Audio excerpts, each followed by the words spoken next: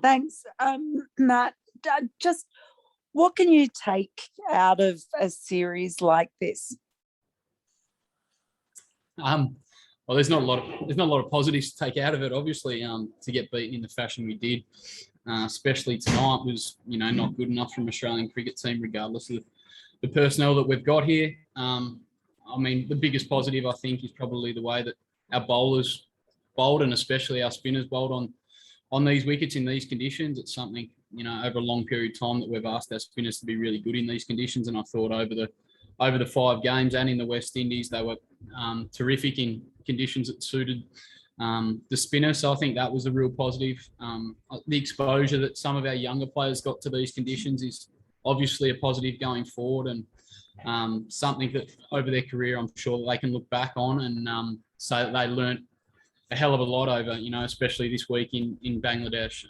I've played a lot of cricket at international level, and they're certainly the most challenging T20 international pitches that I've ever played on. So, I think they're the positives to take, although there's obviously not many.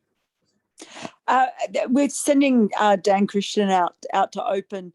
I guess was the plan just hoping that you could just get someone like him to do what he did in the fourth T20. T20, was that always the plan, or did you sort of change your mind once you knew what the total was? No, that was always the plan coming into the game. We've had to find some runs somewhere because we've found it so challenging to score at the back end of the innings. Their quicks were terrific at the back end of the innings, and we found it really hard to go at even 5, 6, 7 and over at the back end. So we're looking for some runs with 2 fielders out, some quick runs that is. And we think we thought Dan was the best man to do that after what he did last game. So we got him up there and in early to cash in the power play. It just didn't quite work out for us. But that was certainly something that we had ready to go before we saw the total. And just finally for me, is this a bit of a wake-up call, I guess, with the World Cup so soon about, where Australia is at the moment, even with the players missing who aren't there? I don't think it's a wake-up call. I think the reality is we know that we need to get better at spin, and, that's, myself included, there's a lot of players in this team that we need to find a way to score runs in these conditions. We're not asking for big margins. We need to find 15 or 20 runs in innings with the bat more, and if we can bring them down another 5 or 10 with the ball as well, then we'll get ourselves in most of the games in these conditions. But I think going forward, I wouldn't expect the wickets to play like they have here. Although we're going to get conditions that may take a little bit of spin in the World Cup, and it's something that we're going to have to look at. We need to get better in that area, and myself included, I need to find a way to be able to do that. I'm not sure that the pitches will play like they probably have here. Thanks, Matt. Matt, given that you've got the T20 World Cup coming up, and these matches in the West Indies and in Bangladesh were supposed to be essentially warm-up matches, do you think that they were really of any use given the conditions, particularly in Bangladesh, to what you're going to face in the UAE? I think that the West Indies conditions for sure, Mal, were very, very similar to maybe what we will find in the World Cup. Although the St. Lucia pitch was sometimes a little bit slow, it was still a good wicket. And as I said, we need to find a way to get better against spin in those conditions as well. So I think that certainly the conditions in the West Indies were really good pitches to judge ourselves going forward. As I said, these ones were a little bit challenging, although Bangladesh still found a way to find the extra runs, and that's something that we feel like we can definitely get better at doing that. Unfortunately, we did in this tour. As I said, it's a good learning opportunity for us. That's all we can really take out of it. If the batters can go back and learn from this experience and find a way to get those extra runs in challenging conditions, then that'll hold us in good stead going forward in Australian cricket. But it was certainly a challenge. It's been hard work. Matt, when you look at the balance of the attack tonight and think about 3 spinners, hasn't really been done too often in any Australian team really. When you actually have Stark and Cummins and everyone back for the World Cup, is it a real option, mate, or was it a bit of a novelty for the conditions tonight? I wouldn't say it's a novelty. If the conditions if we find the conditions are like this going forward, then it's a real opportunity to be able to play 3 spinners. What that looks like, whether that's 2 finger spinners, whether that's two wrist spinners. I'm not 100% sure, but I wouldn't say it was a novelty. These conditions were conducive for us to go in with that attack. We played just the one seamer, but we knew that, what Nathan brings with his slower balls would do really well on these wickets. And also, Dan Christian, we felt like we could get some overs out of him. So that gave us the option to play 3 leg spinners. Swep only bowled 2 overs, so you don't have to use all of the spin as well. But if we got conditions like this going forward, then I think there would be an option to play 3 spinners for sure. And just on the batting, mate, when you look at the younger batters, the less experienced ones who have obviously struggled in this series, is enough being done to kind of prepare them for conditions like this? I know these were extreme conditions, but is there a bit of a missing link in terms of Australia A cricket or whether it's something else to get these guys up to speed? No, I don't think so, Lou. I think you've just got to go out there and experience these conditions. I do not blame the younger players one bit. Myself, Mose Enriques, Dan Christian, we're all experienced players and we needed to do better in this series. I'm certainly not hiding behind that. I needed to be better as well. So those guys got the opportunity to come out here and experience these conditions. And as I said, if they take it as a learning opportunity, like we all should be, then to become better players, then, at least we've learned something on this trip. But I don't blame the younger guys one bit.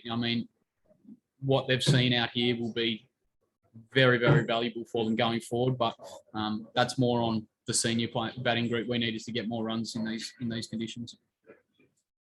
Thanks, mate. Cheers. Andrew McGlashan. Sorry, I did Mal's trick there for a minute. Hi, Matt. Just to follow up on that previous answer, are you confident that there won't be any sort of legacy scars from a series like this for some of the younger players when they go back to the home season and feel they have to find their way back into form? Is there sometimes a bit of catching up to do when you've had a series like this for young batters? No, I don't think so. I think they should look at it as a positive, and I'm sure that they will. If they can find a way, like Ben McDermott found a way to get himself to 30, he got himself another start tonight. A young player like that should take really, really a lot of confidence out of the way that he managed to do that in these conditions, and he should be able to go back and find ways to dominate the spin in our conditions and in everyone else's conditions. So I think that if they look at it as a real positive and take it as a learning opportunity and improve their games, I think that they'll find opportunities to dominate spin in other games. And that's, as a batting unit, that's what we're trying to do. We're trying to get better at that. And I think these younger players will certainly get better from experience what they have over the last week. I don't know whether you've kept in touch with any of the guys who didn't make the trip, but as far as you're aware, are you expecting all of them to be available for the World Cup? I would hope so. Yeah, I haven't been in contact with them and we haven't had discussions around that. But yeah, I expect every player to be available for the World Cup. Absolutely. Thanks, mate. Cheers. Lockie McCurdy. Thanks, Cole. Hey, Matt. Obviously, not how you guys wanted this series to go. There's been talk about finding some more white ball cricket ahead of the World Cup. Do you think that would be important to get a bit more confidence going into the tournament? I'm not 100% sure. I haven't heard too much chatter around that. Really grateful that we got the opportunity to come away here and get the experience that we have in the West Indies and in Bangladesh. We'll go home and quarantine and then we'll work out what's next. I know there's one day scheduled for state cricket. The IPL will be around as well. So there's going to be opportunities for guys to play white ball cricket.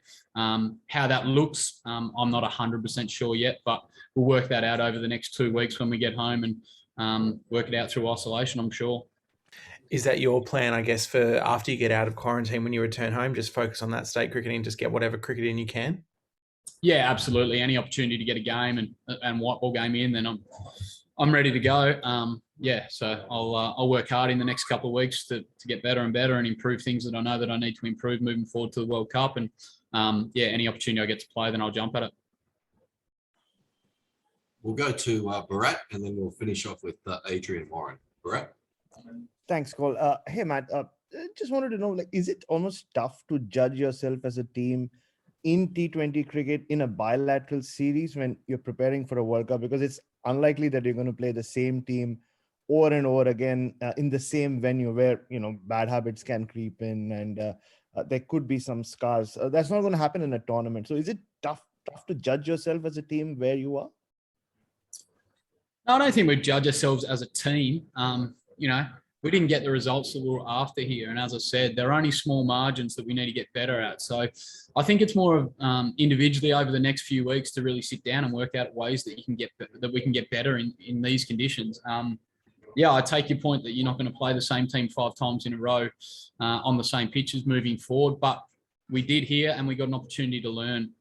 They're a terrific team in their own conditions. The spinners bowled really, really well and they found ways to get runs, to be honest. Whether they came a little bit harder at the front end against us is something that we maybe needed to do earlier in the tournament as well. So, I don't sit here and judge us as a team and say that we're not a good team because we didn't get the result on this wicket against this opposition. But as individuals, I think we all have to self-reflect of ways to get better. In the end, it's up to the player to find a way to get better scores and to bowl better and get the results for Australia. It's that's, if we're not looking at it like that, then we're not learning.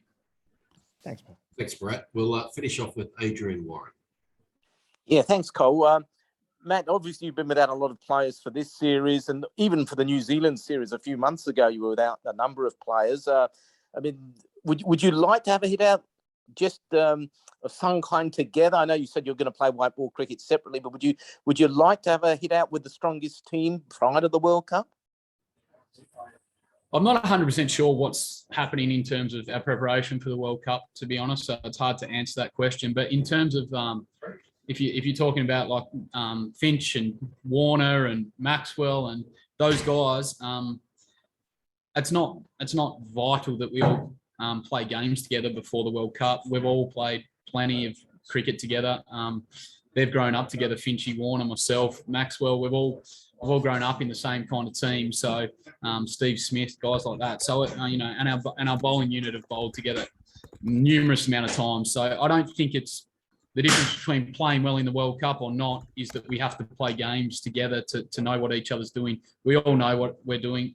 We've played together for long periods of time now. So whatever happens with our preparation going forward, that won't be an excuse by the time we get to the World Cup. And last one for me, on the positive side, Josh Hazlewood across these 2 tours has been terrific. I wondered if you've ever seen him bowl as well, as consistently well in white ball cricket as you have over the course of the last month. And also Nathan Ellis's performance tonight, I guess, must have been encouraging too. Yeah, that is one of the real positives to take out of it. The way Mitchell Marsh played here and in the West Indies was a huge step forward in his international career and a huge step forward for our team. Nathan Ellis got some exposure. AJ Tye bowled really, really well, got back to, the AJ that we know that can play at this level as well. There were, Hazlewood's class player. He's been a class player for a long time now. So we've got some real positives to take out of it. Some individuals have got some real positives and should take some real confidence going forward in any international cricket they play now. So, yeah, you're right. They are the real positives to take out of it. And, and to see Nathan do what he did today, I know that he can do that consistently at this level. He was extremely nervous the other night, obviously, in his first game, but the way he settled in at the back end of his first game and then to come out and execute the way he did today was terrific. Thank you.